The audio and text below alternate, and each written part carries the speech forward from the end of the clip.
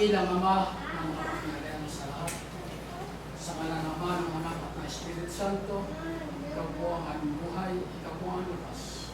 Ikaw po nagbigay sa amin ang lahat ng pangangailangan sa aming lupang katawan na nabubuhay dito sa lupa at ang lupang aming tirahan na binigay mo sa amin. Maraming salamat, Panginoon, sa lahat ng pagpapala na binigay mo sa amin. Kami nandito upang kami tutuloy sa aming mga gawain. Sa unang araw ng sa linggo, ay pinupuri ka namin at nasasalamatan sa lahat ng mga binigay mo sa aming buhay at pag-iingat sa aming mga buhay. Ang mga isa po sa aming Panginoon, sama-sama kami dumadalangin sa iyo ng pupuri at pagpasalamat sa iyo pagkat ang lahat ng ito ay galing sa iyo. Nandito po ang bawat sa amin ay nag-ambagan ng mga ambagan upang kami gumawa ng naayon sa iyong kalooban. At ito po ay aming gamitin sa aming pangangailangan namin ng iyong iglesia dito sa lupa. Sa aming mga tahanan, Panginoon, pagpalain ng bawat sa amin, ang aming mga hanap buhay ay patuloy mong bigay sa amin at ang mga kalakasan. Sa lahat ng amal, mga po sa amin, magamit namin sa pagpapalaganap na Ebanghelyo ang mga biyaya na binibigay mo sa amin at pangangailangan na iyong mga anak sa damang po. Kaya amin dinadalangin ng maraming salamat sa pangalan ng Ama, ng Anak at ng Espiritu Santo at kay Kristo Jesus namin ito pagligtas niya kailangan. Amen. Good morning po mga kapatid. Ako po'y meron lang konting maganda yung topic na binigay sa atin ni Brother Nelson.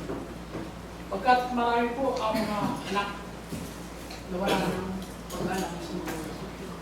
Nakita ko sa YouTube, patanda na ang bata, ang matanda na ang ama, matako na. Pinapalo na anak. At ngayon, pag ang magulang ay walang vision, pupunta yung anak, yung ina, yung ama sa isang anak. Nanay, tatay mo na kayo ha, ate. Udi sa kuya, ano tayo makain dito? Bakit? Dahil sa kahirapan. Marami mo yan ganyan. Pero kung may vision, nanay, dito ka na, huwag ka na sa kuya, huwag mo na sa ate. Yun po ano yan. Karamihan. Nakita ko sa YouTube. Yung ina, pinakakain ng tudo-tudo. At pinapalo pa na anak ng babae. At minumura pa. Bakit?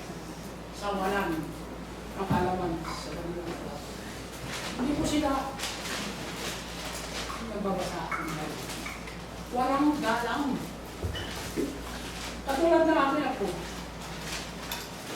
Nagkakarami ako akin akong may anak. Pagdating sa bahay, sabi ng asawa, nasa po tayo, ba't wala? Magluto ka. Anong ginagawa ng asawa? Nagpipis mo, maghapon halos. Pagkatapos yung aking ako, ay ma, nakain na tayo, bago matulog. Kuma, huwag kang tumulog ka na. Wala pagkain, papaluin. Ano ba yung mga?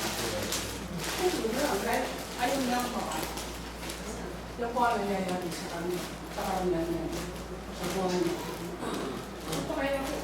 Ang mga bata ang pinaturuan ko na ang mga anak na walang pagkalang sama ulang.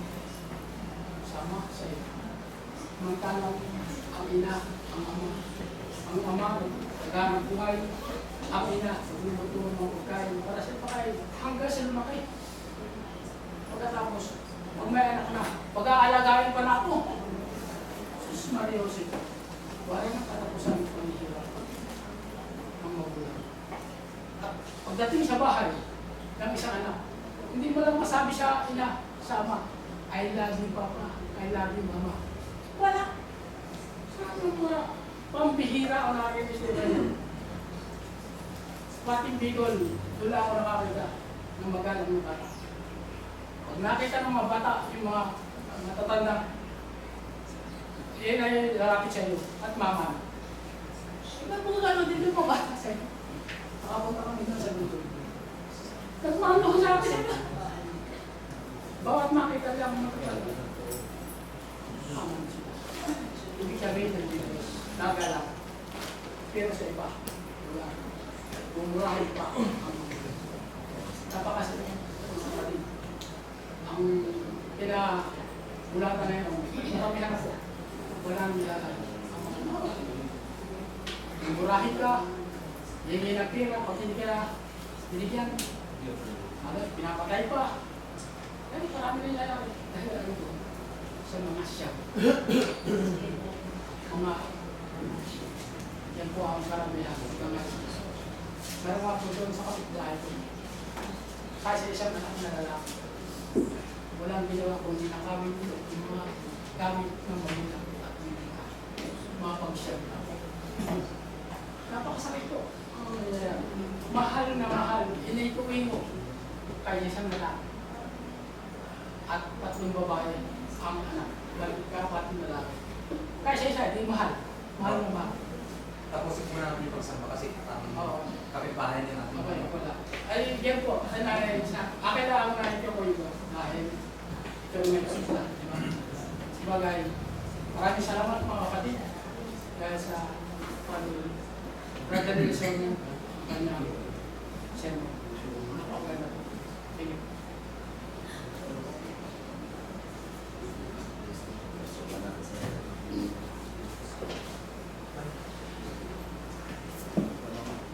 Magandang umaga po ulit. Tayo ulit ako sa pagtatanong. Nais ko pagtanong ang ilan po sa akin.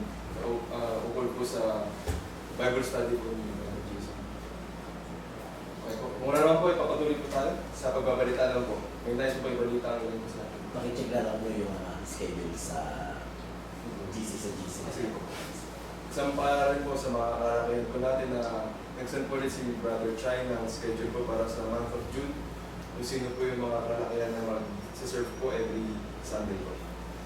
So kung wala ho, ay magpatuloy po tayo sa ating panambahan.